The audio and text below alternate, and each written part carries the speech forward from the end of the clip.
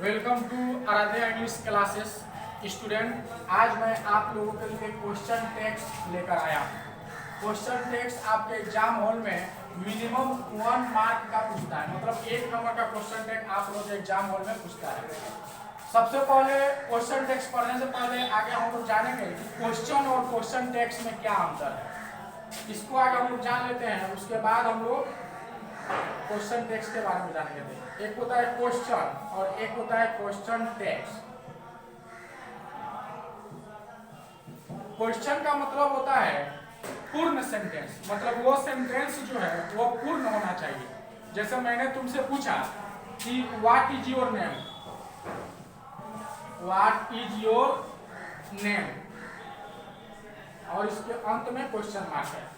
तो मैंने आपसे पूछा कि आपका नाम क्या है, यह वाक्य पूर्ण है, इसमें किसी प्रकार का अधूरापन आपको नहीं दिखाई दे रहा होगा।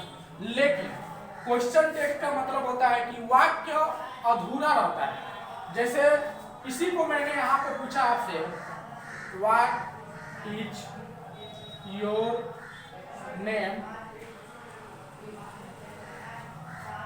What is your name, around you. देखिए इसमें क्वेश्चन आपका क्या है, अधूरा है। मतलब आपसे पूछा जा रहा है कि आपका नाम क्या है या है ना। तो क्वेश्चन का मतलब होता है कि वाक्य पूरा होना चाहिए, और क्वेश्चन टेक्स्ट का मतलब क्या होता है, डाउट में, मतलब अधूरा वाक्य होता है। इसी को हम लोग क्वेश्चन टेक्स्ट कहते हैं। क्वेश्चन टेक्स्ट में जो लिखा जाता है हेल्पिंग वर्ब, उसको शॉर्ट फॉर्म में लिखा जाता है, ठीक है। उसको फुल फॉर्म में नहीं लिखा जाता है, क्योंकि अगर फुल फॉर्म में लिखा जाएगा तो वो क्वेश्चन टेग में गिनती नहीं आएगा, बल्कि क्वेश्चन में आ जाएगा।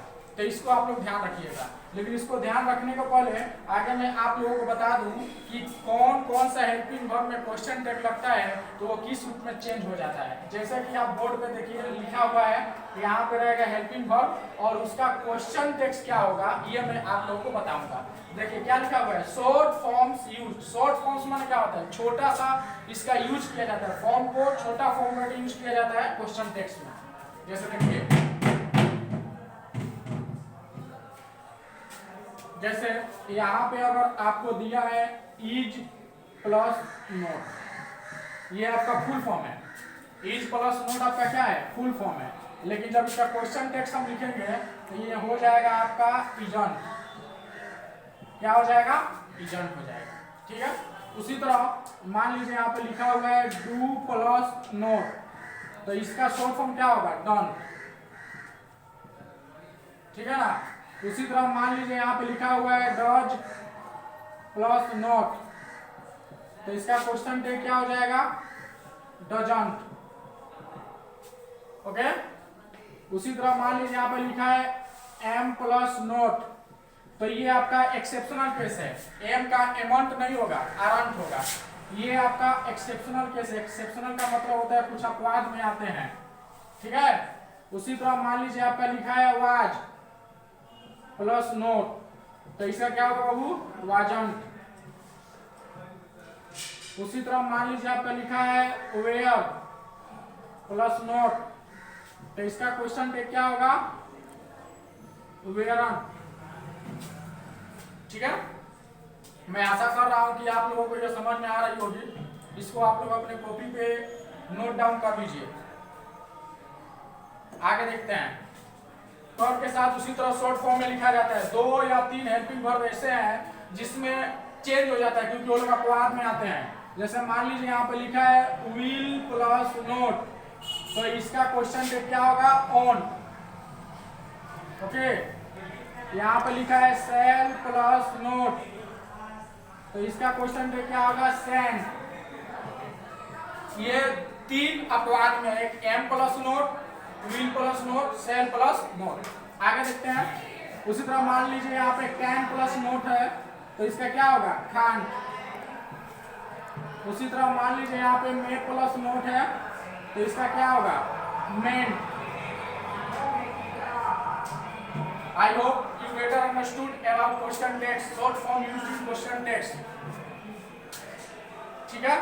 अब चलिए, आपको एग्जाम हॉल में ऐसा क्वेश्चन नहीं पूछेगा। एग्जाम हॉल में आपको क्वेश्चन दे देगा और ऑप्शन देगा, उसके हिसाब से क्वेश्चन पूछेगा। देखिए कैसे पूछता है, इसको मैं मिटा रहा हूँ। क्वेश्चन टेक्स्ट का रूल ये होता है कि अगर सेंटेंस में नोट का प्रयोग हो तो उसका क्वेश्चन टेक बनाते समय उसमें नोट का प्रयोग नहीं करेंगे, लेकिन अगर सेंटेंस में नोट का प्रयोग ना हो तो उसका क्वेश्चन टेक बनाते समय हेल्पिंग वर्ब के साथ नोट का प्रयोग करेंगे। देखिए कैसे समझते हैं। मान लीजिए क्वेश्चन दिया हुआ है आई एम बिजी,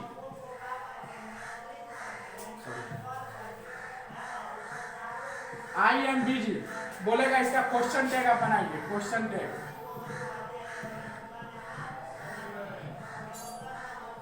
तो देखिए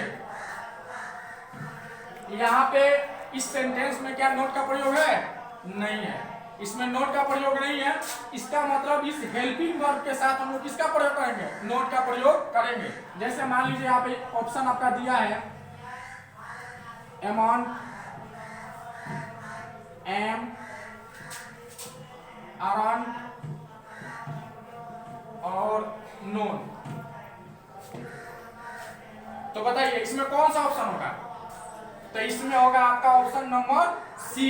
इसलिए क्योंकि एम प्लस नोट का क्वेश्चन टेक क्या होता है? अराउंड होता है, और प्लस इसमें नोट का प्रयोग नहीं है। बाय द वे अगर इसमें, चलिए एक और क्वेश्चन देखते हैं बिना नेगेटिव वाला। जैसे यहाँ पे दिया है we do not take tea, बोलेगा इसका क्वेश्चन टैग बनाइए। क्यूटी का मतलब क्वेश्चन टैग। देखिए ऑप्शन में क्या दिया रहेगा? Do we, are we, aren't we, don't we। ठीक है, ये चार ऑप्शन आपका दिया हुआ है। क्वेश्चन टैग बनाते समय हमको ये ध्यान में रखना है कि इस सेंटेंस में नेगेटिव का यूज है या नहीं।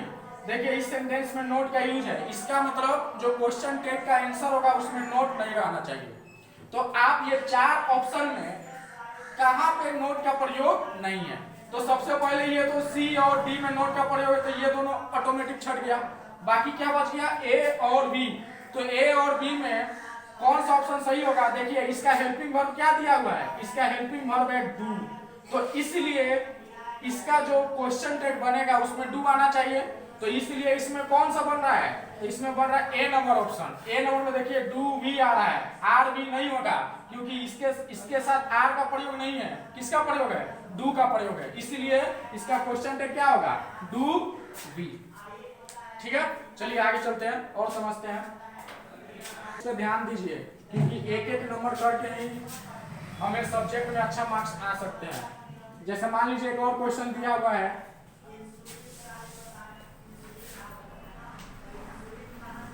You do not write a letter.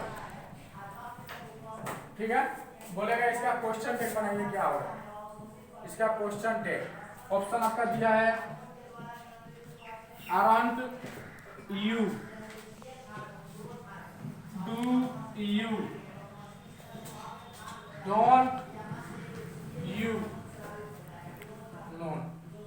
बताइए इसमें कौन सा होगा?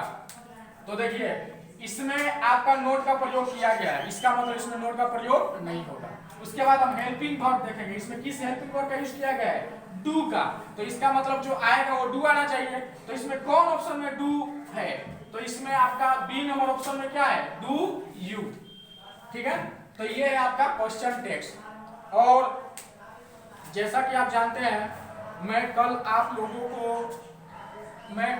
लोगों से टेस्ट लिया था 25 मार्क्स का, और मैंने कहा था कि मैं आज आप लोगों का उसका आंसर बताऊंगा, लेकिन वो क्वेश्चन जो है मेरे पास अभी अवेलेबल नहीं है। तो मैं चाहता हूं कि इसका आंसर मैं कल आप लोगों को बता दूंगा, नहीं तो आज शाम को अगर टाइम मेरे को मिलती है तो मैं आप लोगों को उसका आंसर बता दूंगा। ठीक है, और मैं आप लोगों से रिक्वेस्ट करता हूं कि इस चैनल को ज़्यादा से ज़्यादा शेयर कीजिए और सब्सक्राइब कीजिए ताकि आप लोग का जो ये इंग्लिश का क्रेश कोर्स चल रहा है आपको और आपके दोस्त को ज़्यादा से ज़्यादा प्रॉफिट हो। Thank you for watching video.